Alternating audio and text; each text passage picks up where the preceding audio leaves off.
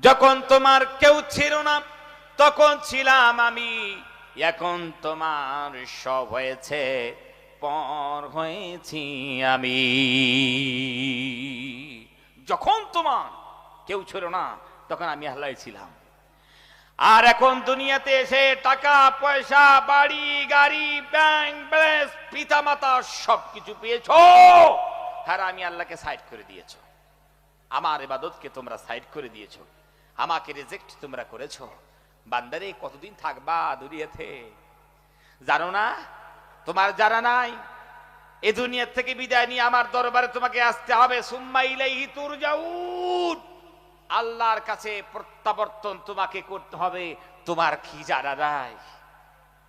ওই জন্য আরেকজন কবি তার ভাষায় বলতে লাগলো, জাগা জি লাগানে কি ये दुनिया नहीं है,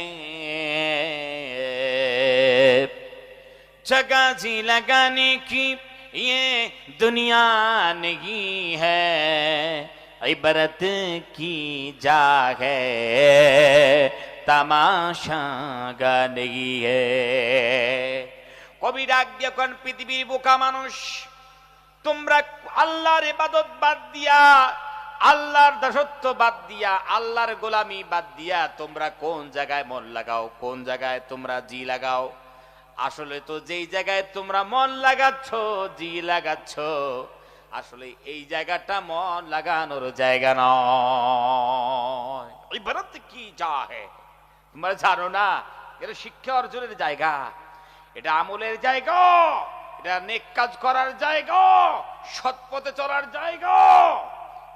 তামাশা গা নেই হে, নাট্যমঞ্চ নয়। এই দুনিয়াটাকে নাট্যমঞ্চ মনে করো না।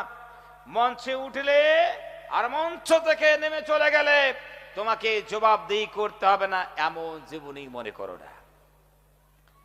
আল্লাহর কাছে একদিন প্রত্যাবর্তন করতে হবে।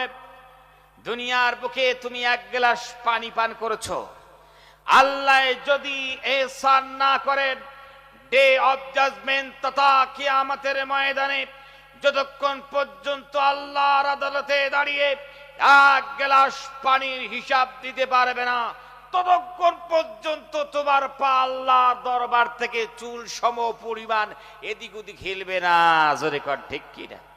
আজ এই কথাগুলো আমাদের বোধগম্য হয় না, বুঝেই আসে না, আমরা মানতে চাই না। প্যারে হাজিরিন, আল্লাহ সুবহানাহু ওয়া তাআলা তিনি এত ইহসান করলেন সত্যিকারে। ভাইরা আমার, ওই ইহসানের কথাগুলো নিয়ে যদি একবার ভাব